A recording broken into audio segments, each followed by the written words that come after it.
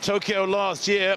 The 23-year-old, not in the form of 12 months or so ago, that's for sure. She was only 11th in Eugene at the World Championships. There she is, Perez Chemutai, the first Ugandan woman ever to win an Olympic medal. Has no other world-class times. Many steeplechasers these days are complete runners. They're great on the flat at 1,500, 3,000, 5,000. She has nothing else in her armory but great steeplechase ability. She is a best of 9:01. I can tell you that 9 women in history have broken 9 minutes. 4 have broken 9 minutes this year. But there was a very strong British duo in this race.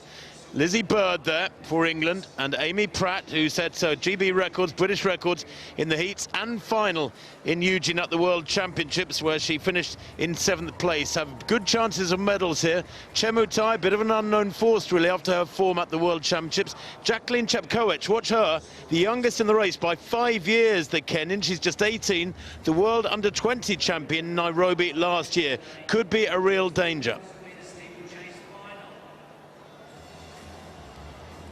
So let's take a look at these athletes. The non-large athlete, Eilish Flanagan, went out in her heat in Tokyo last year. Hasn't broken 10 minutes this year, but at her best, almost down to 9:30, as you could see from that.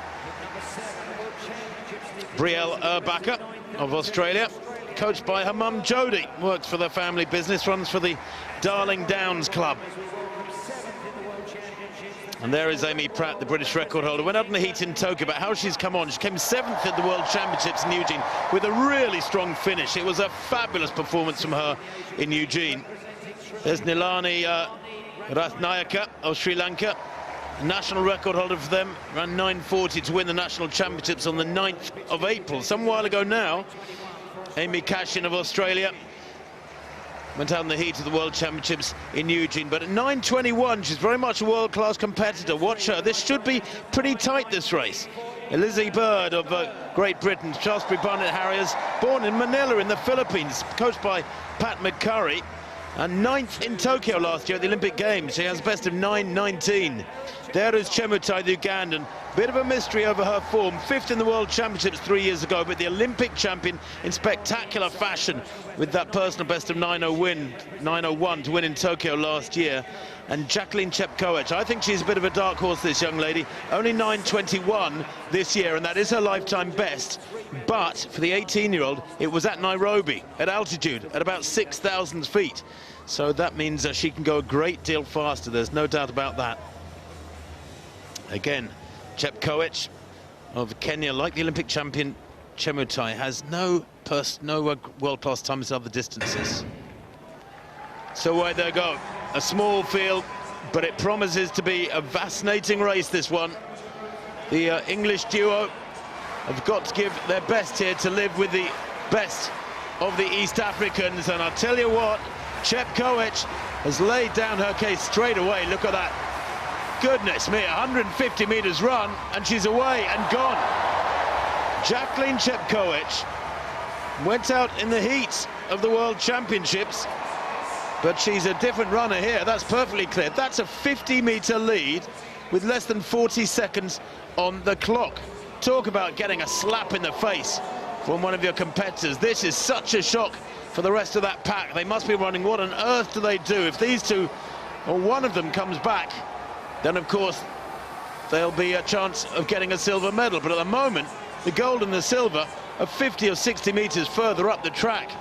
And Chepkoech, the Kenyan, leading, the youngest in the field. She's only 18. The Olympic champion from Uganda tucked in behind her. Wonder if she knew this was coming, but clearly she was prepared for it, because she's gone with it, almost tripping over the heels of the Kenyan. Well, it's an extraordinarily bold start from one so young, but you don't happen to fluke upon a World Junior title. And Jacqueline Chepkoech has grabbed this race by the scruff of the neck. But Perez Chemutai, the Olympic champion, only 11th in Eugene, as you said, Tim, should be hugely disappointed with that. It's over 7 seconds back to Amy Pratt, and Amy Pratt secured a massive national record when she finished 7th in Eugene. So Pratt in 3rd actually beat the Olympic champion in that final in Eugene.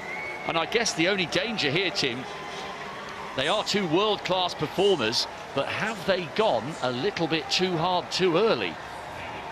Well, I suppose the other danger is that the pack of 6 behind them start watching each other and running for the bronze and don't try to close this gap. Who's going to lead the pack and do the hard work to drag them back to this duo out in front? It's almost as though this has been choreographed, arranged. Chemutai, the Olympic champion from Uganda, has taken her turn at the front now after Jacqueline Chepkoech of Kenya did her stint for about 45-50 seconds.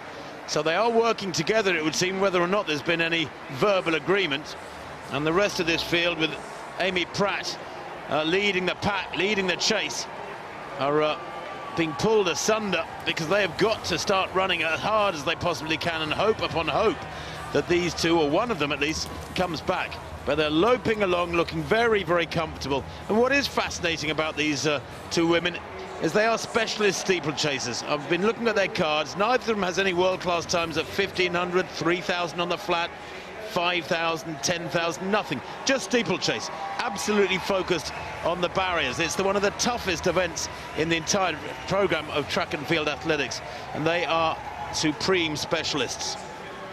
Tim, I think Chepkoech perhaps sensed that pack of 4 being led by Amy Pratt with the other English girl, Lizzie Bird, and also the 2 Australians, Urbacher and Cashin. I think the Kenyans sensed that they were beginning to close, because as she came round with 5 laps to go, she suddenly put a little burst of acceleration and went past Pereth Chemutai and is setting the tone once again. If they can stay away, then we've got a fascinating 4-way battle for the bronze. No Englishwoman has ever won a medal in this event, and no Australian has been on the podium since they won a silver and a bronze way back in Melbourne, and they have extended their lead once again. What a huge gap this is, and what can this pack do to try and close what looks like an unbridgeable gap now? Well, the first kilometre, 2:59.9. That's why there's a gap. They're moving at sub-9-minute tempo. It's really quick. It's really aggressive. Chemutai leading through 1K under 3 minutes. And that is simply a pace that even the fabulously in-form Amy Pratt cannot live with. Now, the quickest European this year is Luisa Geiger of Albania, who was a fabulous 5th at the World Championships. But Amy Pratt, apart from a French athlete who ran really fast in the semis at the World Championships, is the next best European, and it'll be fascinating to see how well she can go at the European Championships if she chooses to go there after the tiredness that will inevitably be over her through from Eugene and here. If she goes to Munich at the Europeans, I'd love to see a good account of herself there. But these two still, what, 50 metres ahead, maybe a little bit more. Pratt in 3rd place, leading the chase. Lizzie Bird there, right on her shoulders, the Shaftesbury Barnet Harrier.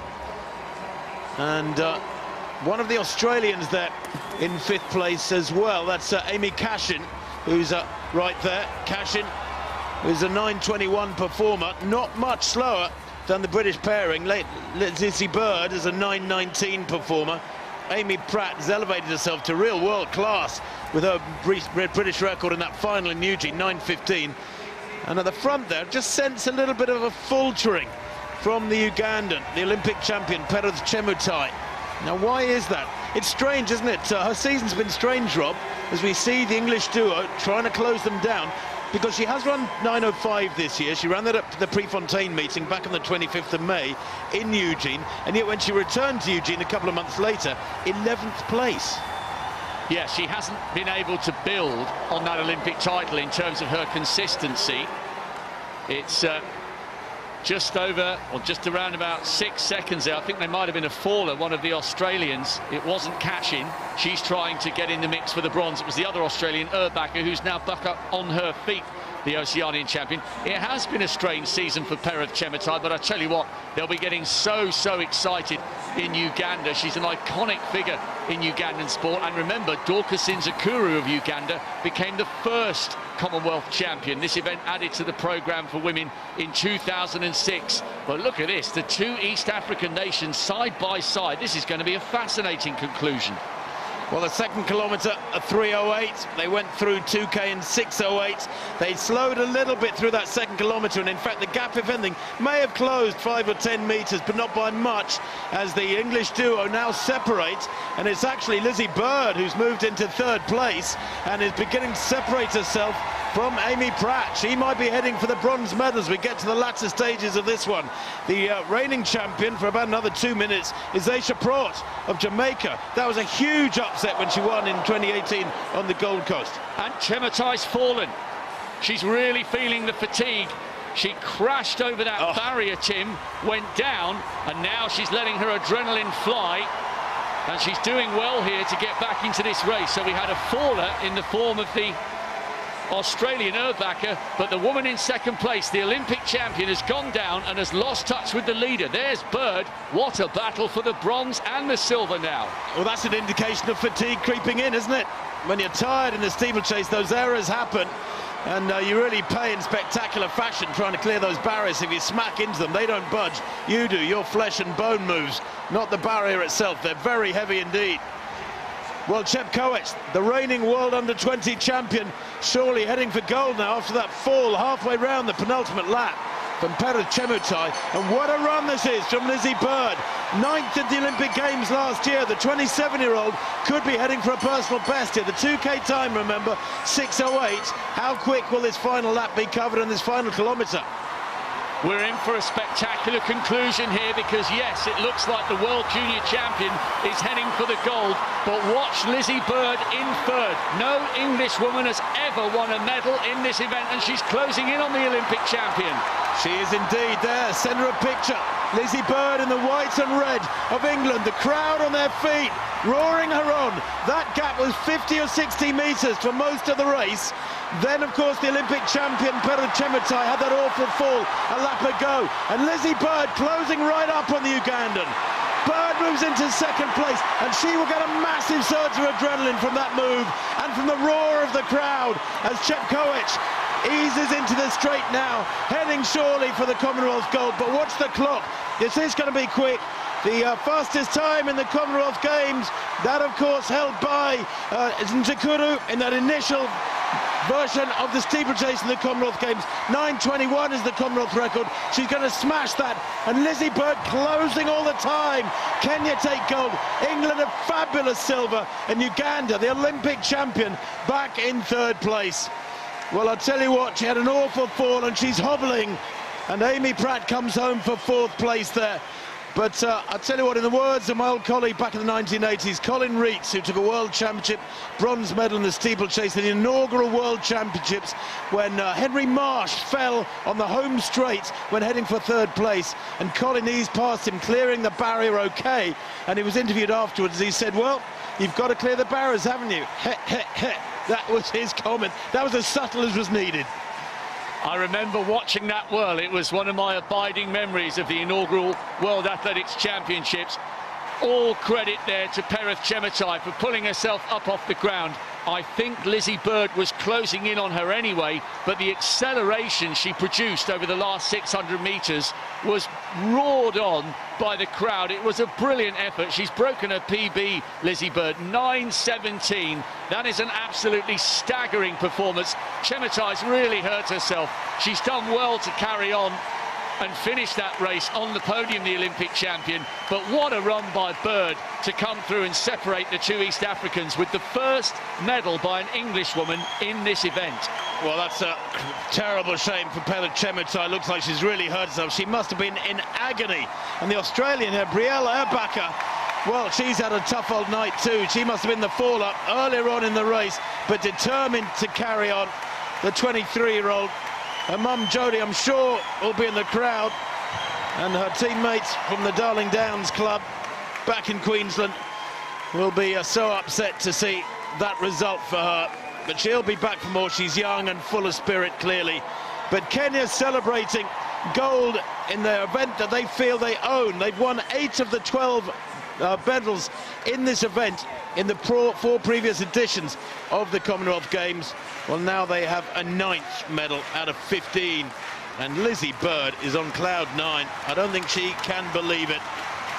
Coach Pat McCurry deserves a massive pat in the back for getting it right here. That is quite wonderful. Went out in her heat at the World Championships where she ran 9:23. That was still a solid run. But Rob, you're right, a personal best, 9:17 here. Only a couple of seconds off that British record of Amy Pratt. Chemutai took such a heavy fall. It was a brilliant run by Bird for second. All credit to Chemutai for carrying on. Watch on the left of picture. Fatigue was setting in. OK, this isn't the fall. This is the moment that Bird went past her. And actually, if it had been another half a lap, Amy Pratt might well have caught Perez Chemutai. I thought Chemutai might struggle with that last water jump, but she managed to vault it in her own slightly unique way. Pratt was just a little bit too far behind to make it 2 English women on the podium. But Jacqueline Chepkoech, what a talent she is. World junior champion, and at the tender age of 18, she's taken the Commonwealth title. Brilliant performance by the Kenyan. 2 big goals for that young Kenyan. What a talent they have there. I wonder how long it'll be before she joins that sub 9-minute club. Just 9 women in history have ever broken 9 minutes. Here's the fall, and she completely misjudges that. Too close to the barrier, takes off too close to the barrier. The technique of many of these South African athletes is anything but textbook. But it doesn't matter, because normally they go around in lightning fast times and take medals and titles and records. But that looked very, very painful indeed. It was a heavy fall. She almost went over sideways, just clipped it with her foot.